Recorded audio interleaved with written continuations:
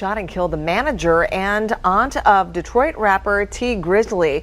41-year-old Jobina Brown was shot in the area of 3 Mile Drive and Mack Avenue on the city's east side Tuesday night. Now, this is an update to a story that we brought you Wednesday morning. TMZ is reporting that Brown was in the back seat of a car when the suspect approached and started shooting, and she was rushed to the hospital where she later died.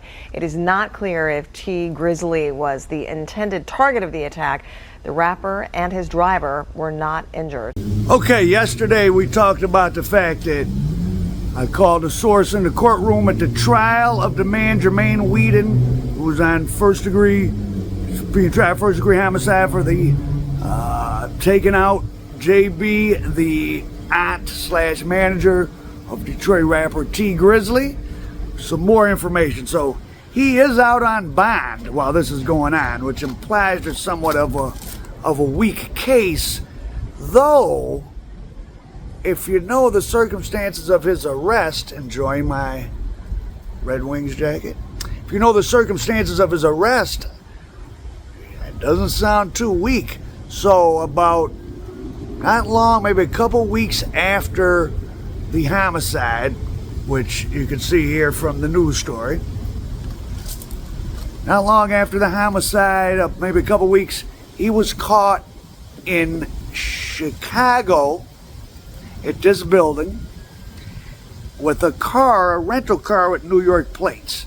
The police had ran the rental car's info because it was sitting out there, parked there on the south side of Chicago, 59th and Calumet. That's the heart of activities on the south side, gangland. The car had been reported stolen by Enterprise. It had New York plates. And in the course of investigating that, they grab 600 Wu-Tang, aka Jermaine Weeden, and he had 40 S&W Smith & Wesson 40 on him. And they run the ballistics, and it comes back to what? It comes back to the homicide in Detroit of Tee Grizzley's aunt. That's right. Jermaine Weeden had the murder weapon, and he had a stolen rental car with New York plates fitting the description of the car that was pulled up there on 3 Mile Drive. That area where the homicide occurred is totally desolate. Tee Grizzley says he was visiting an aunt or cousin or something, and that he tried to get JB to come inside with him, but she didn't. The people that were sitting in the car was the Uber driver, like some middle-aged white man, and JB. This is about one of the most dangerous parts of Detroit, one of the most dangerous cities in the country. So he eventually gets let in the house. The reason why he was going there and wanted to go inside is unclear. Just to say hi, I don't know.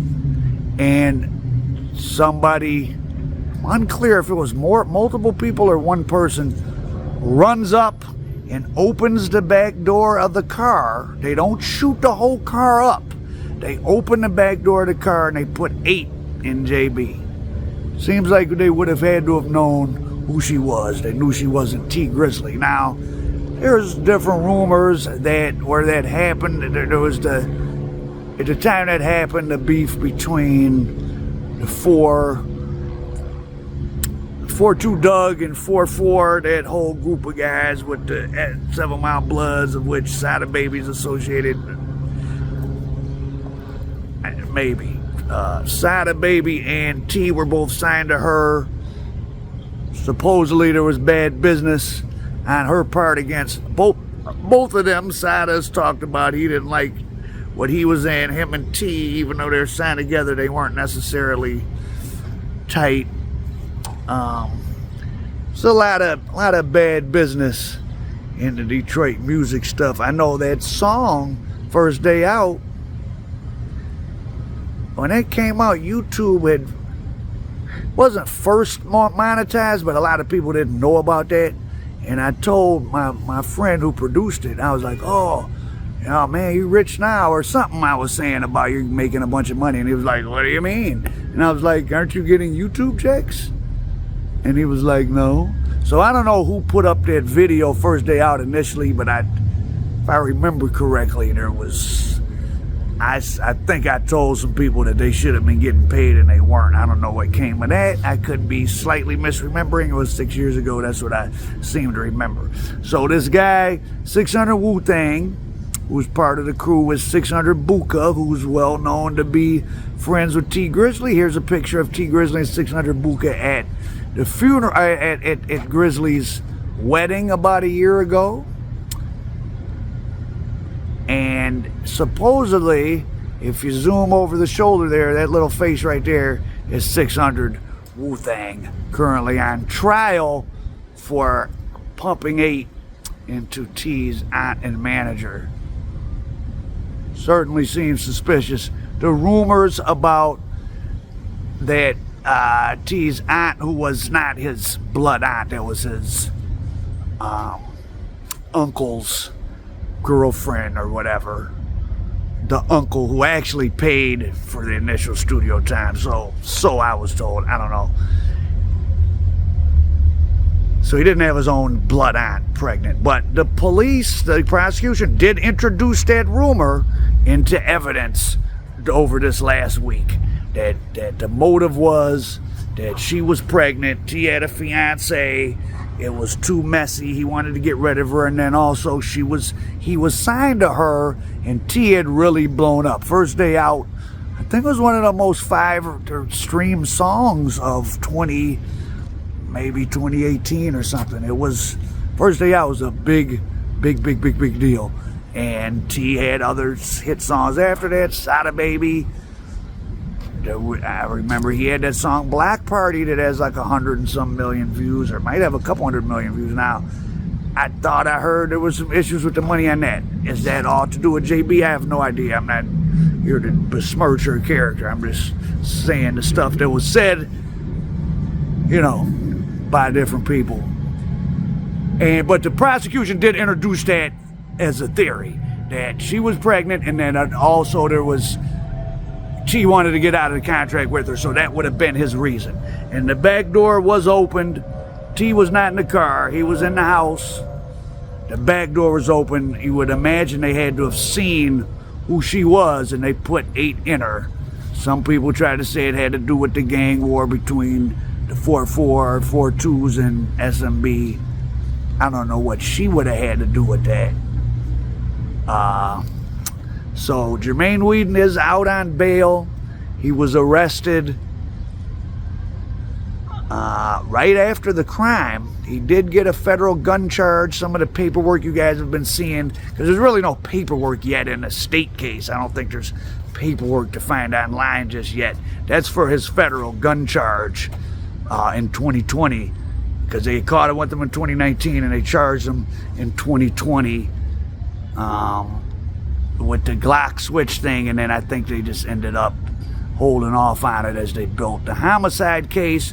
Prosecution thinks this is a whole big conspiracy and there's other people involved. Perhaps that's why they put Tee Grizzley on the stand, and he pled Fifth Amendment. Like I said yesterday, that any answer would tend to incriminate him.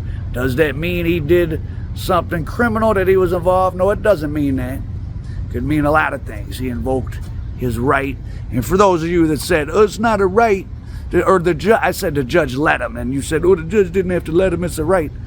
Well, you can invoke your Fifth Amendment, and the prosecution and the judge can give you immunity and say, well, now you have to testify or you're in contempt of court. So you don't, the judge sort of, you can always invoke your Fifth Amendment, but they can give you immunity and compel you to testify. And then, like, they would do that to the mafia all the time. And then, but the mob guys didn't go sit. A lot of mob guys served a year, 15 months, 18 months for contempt of court. I've known people that served contempt of court.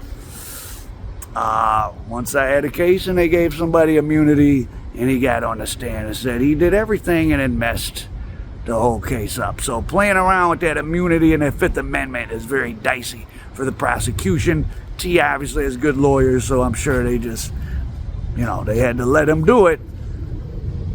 again, this looks bad for T circumstantially, but Wu-Tang didn't say T put him up to it. If you're thinking, you know, that this was done through the connection of T, who still shouts out Dirk, has done songs with Dirk, and 600 is connected to OTF. T is still with 600 Buka, who's connected, and supposedly this is the guy on trial at T's wedding, but none of them have put T in anything. So this is probably not over. This could, depending on what happened, you know, you would think it's double jeopardy, but I've come from studying all these crime cases. It's not. You can get charged on a homicide in state, and then they come back and put the homicide in a RICO as one of the predicate acts. So I'm not trying to be like Tee Grizzley's getting RICO'd. I'm just saying these are all possibilities. This might not be over depending what happens. Jermaine Weeden is out on bond. He may be out on bond because he got charged during COVID and it took years for this to happen, and it would have been unfair to keep him in the county for 4 years. Because being out on bond in first-degree murder, in some places it doesn't happen at all. In Wayne County, where Detroit is, it does happen. You can get bond for first-degree murder, and so he is out on bond. A Chicago guy, placed at the scene in a Detroit homicide in a neighborhood you are not going to accidentally be in. Tee Grizzley's in the house, the Anna's in the car, the door is open, she's hit 8 times, they don't shoot the Uber driver, he drives off, tries to take her to the hospital. Circumstantially sounds pretty fishy, but we don't know the truth. The person I talked to guesstimated the trial would probably end Monday, so sometime next week we will have a verdict from the jury. And first-degree murder cases are most often have the not guilty pleas because people know they're, and in Michigan it carries mandatory, it's called Nat Turner natural life, a term of natural life. You get no out date, automatic, for first-degree murder. So a jury is going to really, they might not go beyond a reasonable doubt. They might want to go beyond the shadow of a doubt.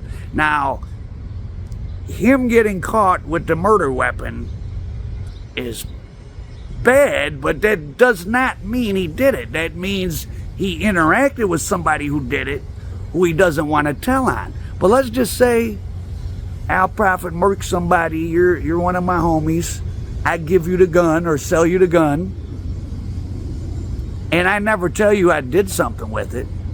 You get caught with it, you're cold to the streets, you're not going to tell the police that you got it from me. That does not make you guilty of first-degree murder. It just doesn't. It makes you guilty of gun possession.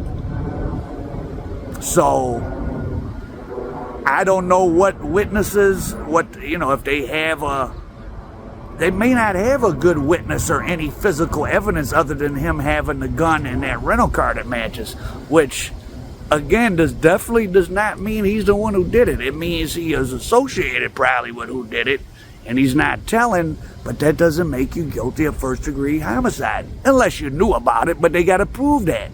Just because I got a murder weapon don't mean I used it for murder. You're going to have to show that I knew of either it was me who did it, or I knowingly was part of a conspiracy, and the people who did it, I knew beforehand, that what they were going to do, and somehow I ended up with the stolen car and a gun. So that's your update on the Tee Grizzley situation with his aunt and the trial of his aunt / manager's killer, Al Prophet American Dope.